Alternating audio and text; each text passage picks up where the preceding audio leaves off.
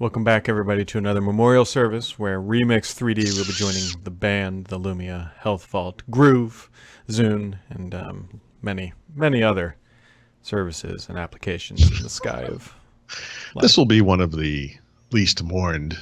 Yeah, they're going to show up at the pearly gates. They're going to be like, "Who are you? Who are you again?" What'd you do? Yeah, I don't see your name on the list. You sure you have a reservation? For those who are not abreast of the news, I'm sorry to inform you that your beloved Remix3D.com is going away. I told Brad this morning that I was happy that I never covered this baloney in the Windows 10 field guide because it was a complete waste of time. Never let procrastination get in the way of a good time. Mm-hmm. Right? Yep, that one worked out. Push out an update for the book, and the change log just puts removed Remix 3D. Oh, I've done that. I've done that for I removed the ebook stuff from the Edge chapter, for example. Yeah. Yeah, so it's nice to see the book get shorter. It's good. Yeah, killing less electrons or something when people download it, which they should do. Actually, the one thing that was announced today that I'm modestly interested in, this is one of those things I'm going to want to buy, but I never will. Yeah. Is the Switch Lite.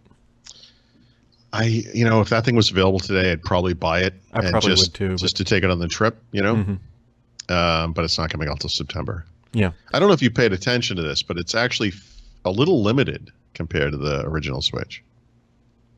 No. I know it, despite the name being Switch, it's really just kind of stuck.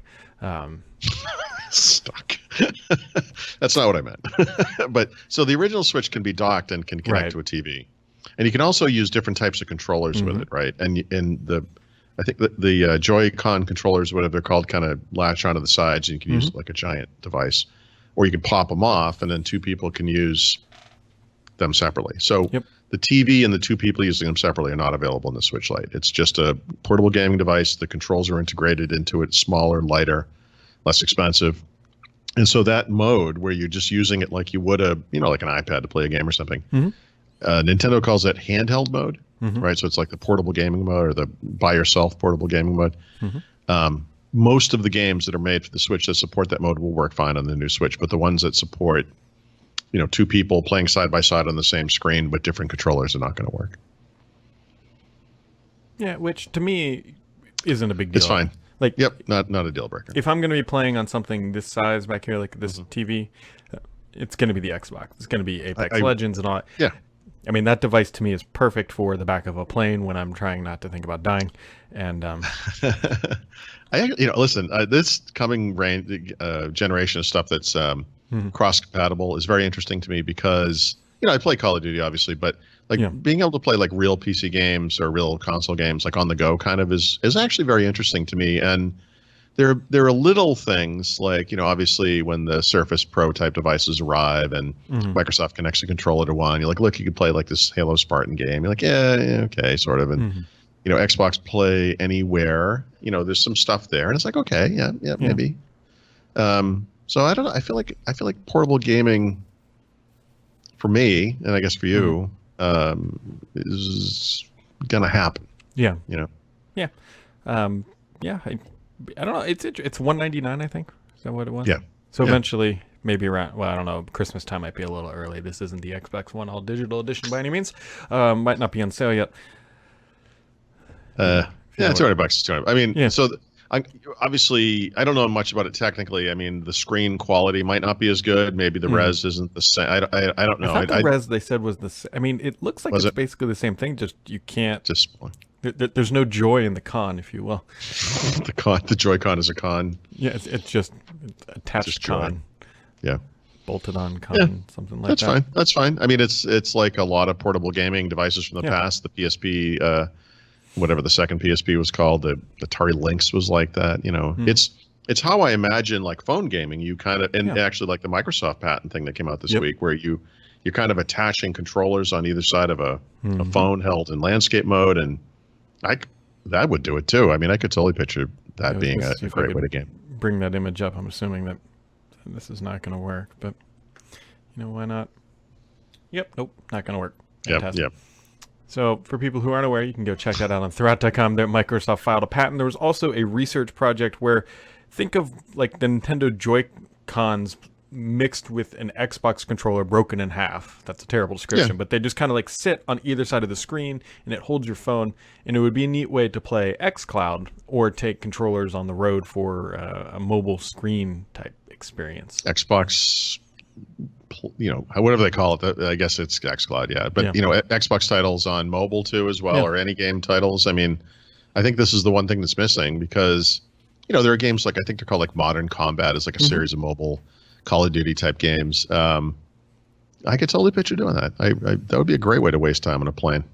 Yeah, the only thing that's kind of missing from this Microsoft patent, and it's more than just a patent because it's a research project. Like they have actual screenshots of the hardware.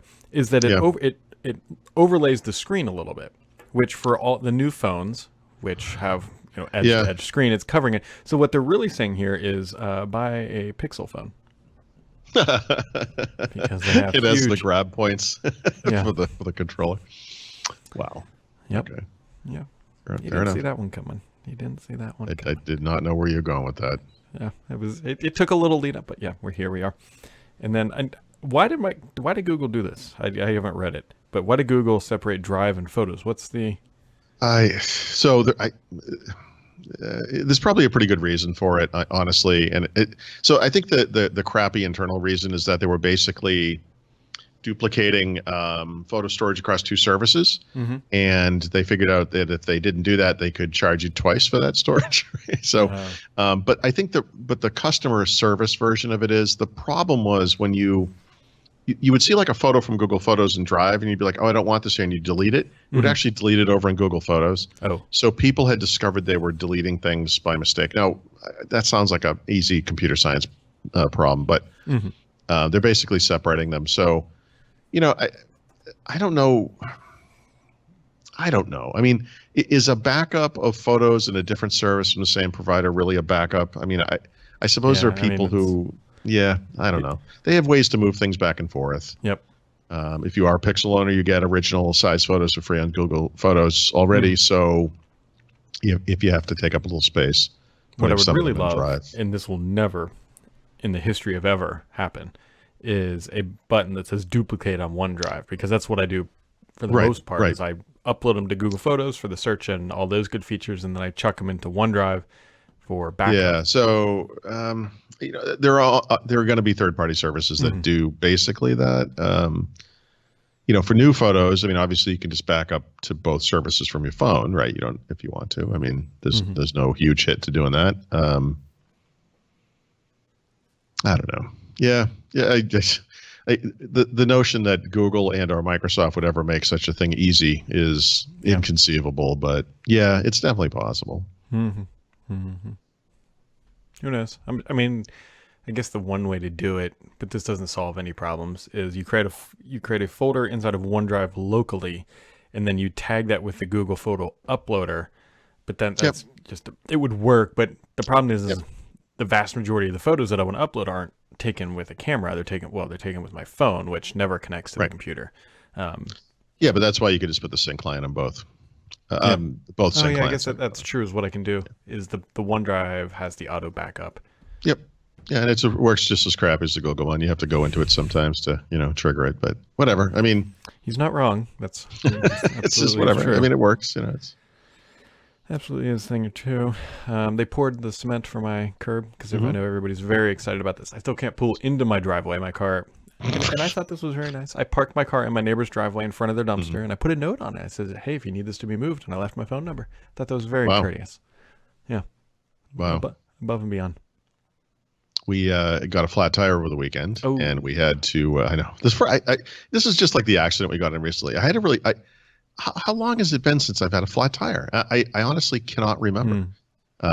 It's in my wife's car will sometimes say that one of the tires is low, and you look at it and it's fine, and you drive a little while and the warning goes away. And so we thought it was nothing, but like we were all over in Allentown, and we had to drive hobble back with it. It's like run flat tires, but it was really, you could actually hear the tire hitting the rim because it was so flat. Like when it was bad. That's anyway, point of all this is, like we dropped off our car at Costco, and we put a note on it because the day that this happened was the 4th of July. Oh, convenient.